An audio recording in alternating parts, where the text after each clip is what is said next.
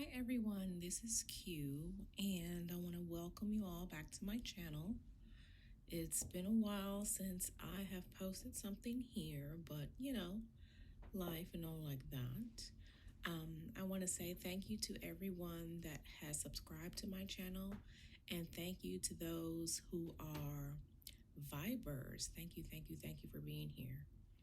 So this video comes at the request of some of my fellow Vibers, and I'm just going to do what I can to best explain this information that was requested, which is about how to connect with your ancestors, right?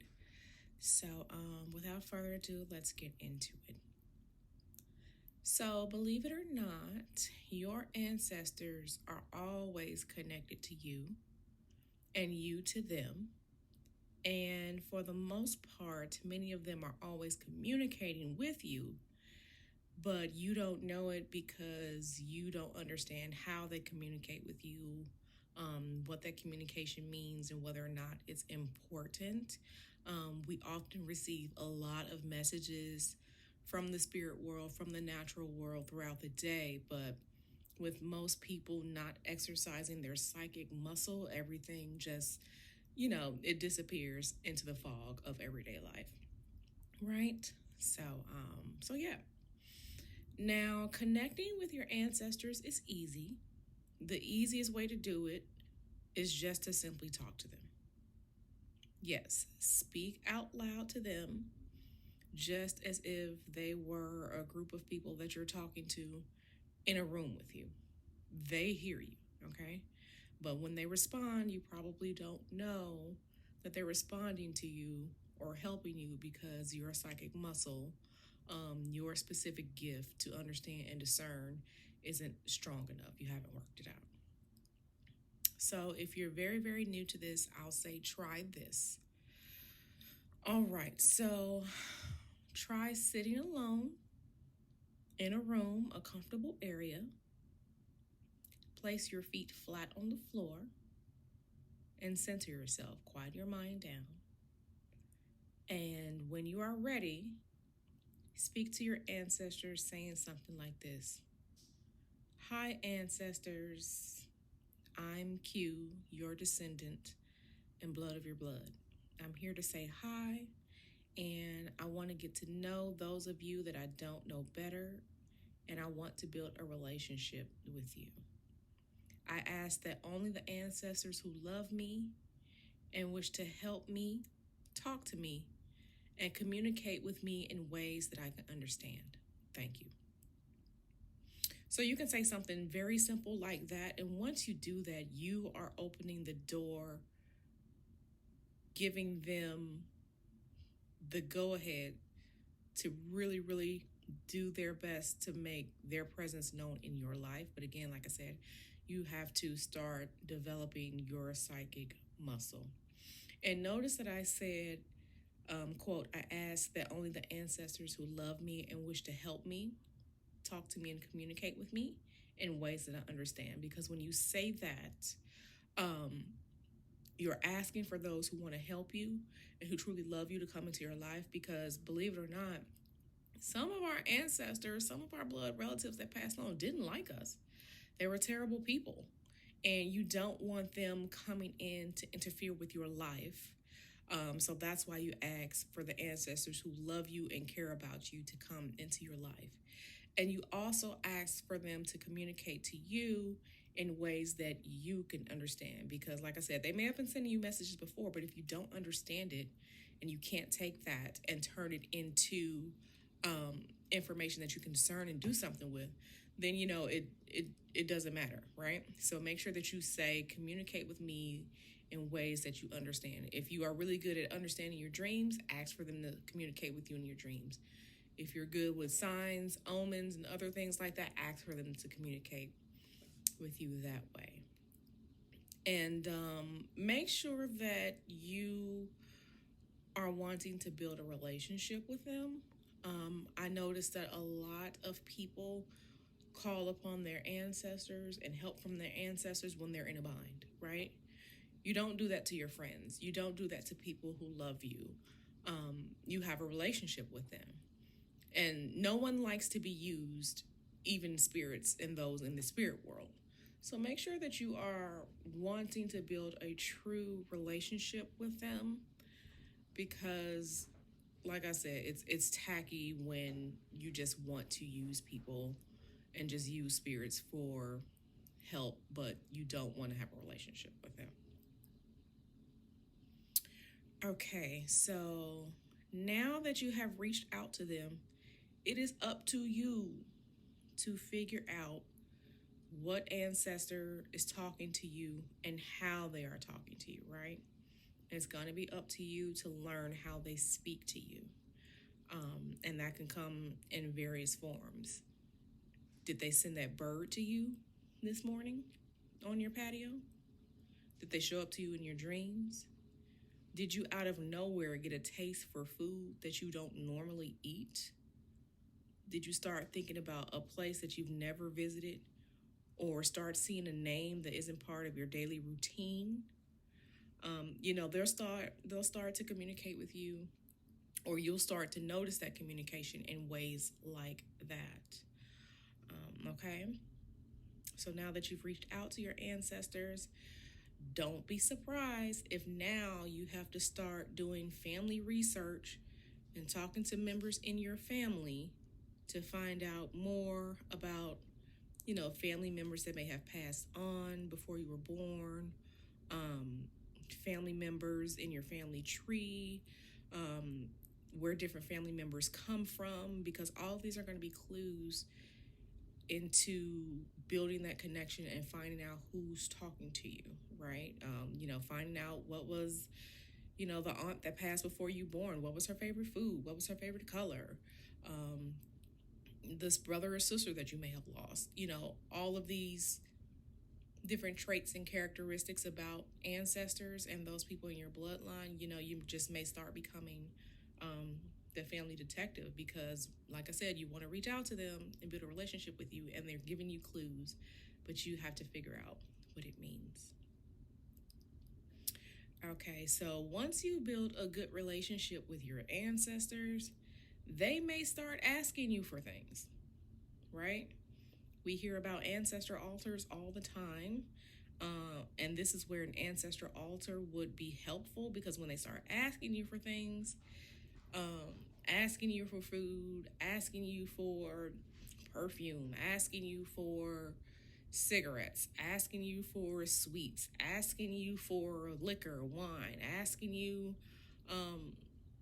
for whatever it is, you would place these items on the ancestor altar for them, and then that will be the place where you sit and spend time with them there. I have an ancestor altar. I won't show it, but if you all want me to touch on ancestor altars and how to build one and things that you may want to place on that, I'll probably save that for another video if you ask. I won't go much into that right now, but like I said, if you ask me about it, I can go into that for you. So remember, I was talking about the relationship with your ancestors, right? It's good to build a relationship with your ancestors because they are the first spirits in the spirit world that you should become familiar with, because they are often your first line of defense against harm, not only in the physical world, but in the spiritual world. And since they are closest to you and you share their blood, they can also help you with things, in everyday life. You're trying to get that apartment, or you really need that promotion to take care of your family. This is when your ancestors will help you, because they are part of you and they don't want bad things to happen to you. But again, like I said, it's about building that relationship. Don't just go to them when you need help for something and then the rest of the year you don't speak to them at all. That is tacky. So something else that I want to speak on really quick is that I know some people are asking about, how do you close the door? You don't want certain spirits to talk to you. And let me just say this. Once you have developed your psychic muscle, it is very much likely the various spirits will see that you can understand and they will start to come to you. Once you attune yourself to being open to messages from the spirit world, they're going to come.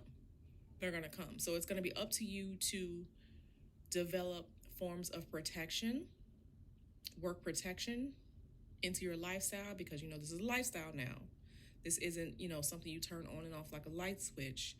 If you want to be part of this spiritual lifestyle and talking to spirits and communicating with spirits, this is just, it's part of the job. It's part of being in that world.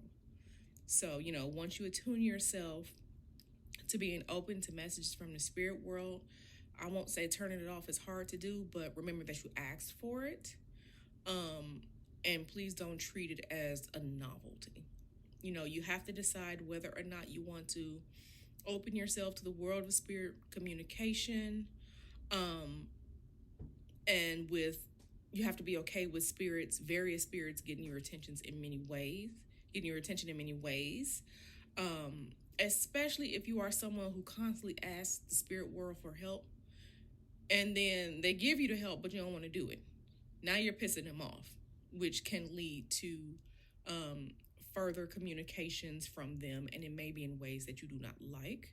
So if you're asking for help and you're not doing what they told you to do, you just know that bang in the middle of the night might be them mad at you because you asked for help, and now you're being an asshole. You're not doing, with the help that you asked for. So just overall, if you are not ready for spirits talking to you in dreams, seeing random numbers, hearing names, hearing your name being called, buzzing, high-pitched frequencies, hearing in your ear, hearing thoughts in your head that aren't yours, spirits hiding things from you because they're mad at you because you're not doing what they told you to do, random animals being attracted to you, getting a taste for food that you don't normally eat. If you're not ready to pay spirits for their work, for helping you out, buying them food, cooking them food, buying wine, buying cigarettes, attending their grave sites and cleaning up their graves, hearing your name being called, hearing random music. You don't want to follow their instructions when they instruct you to do something. And I can go on and on and on. Then you are not ready for connecting with the spirit world at all, including your ancestors. Because when you are building relationships with spirits and they're trying to help you and they're trying to elevate you, and they really got you out of a jam, you need to thank them, you need to pay them. And if they ask you for something, it's not that they're being bullies, but no one works for free. You don't work for free, I don't work for free, the spirits do not work for free. Right? They might ask for candles, they could ask for perfume, they could ask for so many different things, so if you are not ready to fully be immersed in this world, because even your ancestors can ask you for all of that, even your ancestors can pester you, even your ancestors can ask you for things or want you to do this or want you to do that, and I see it in some of the ATRs. I see it in other spiritual practices. There's one woman that I know, she's Irish, she's devoted herself to being a devotee of a specific spirit, and she didn't get up and do her prayers to that spirit every morning, and then her day went to shit, because spirits will ask things of you. They're going to communicate with you, especially if you're wanting them in your life for help. So if you are not ready for any of that at all, and I know I sound crazy repeating it over and over again, but I want to stress it, then you're not ready. You're not ready for communicating with your ancestors, building that relationship with them, and potentially working with other spirits, including angels. Some angels are demanding too. Don't think that they just some fluffy wing little cloud bunny sitting up there. Angels kick ass too. Angels like to be paid too. So if you're not ready for any of this, then I strongly advise you to rethink it. I also say that once you choose whether or not you want this lifestyle, um, just be ready for it. Just be ready for it. It's a beautiful thing, you know. I'm speaking for myself. It's a beautiful thing, but with the lifestyle, just like if you are, you know, you are a veterinarian. Yeah, you help the animals or whatnot, but sometimes you have to put the animals down. And it's sad. There's a good and a maybe I don't want to do this, to all things, including communicating with the spirit world. So let me know if you have any questions. Let me know if I explain things okay. I'm learning how to do YouTube videos and stuff more because you all ask me so many different types of questions, and I really want to help you all. So, let me know if you have any questions. Comment down below, like the video. If you're new, I ask you to subscribe. I'm not a YouTuber or whatnot, but I just ask that you subscribe and just let me know if this helped you out at all. All right, everyone, that's it. See you later. Bye.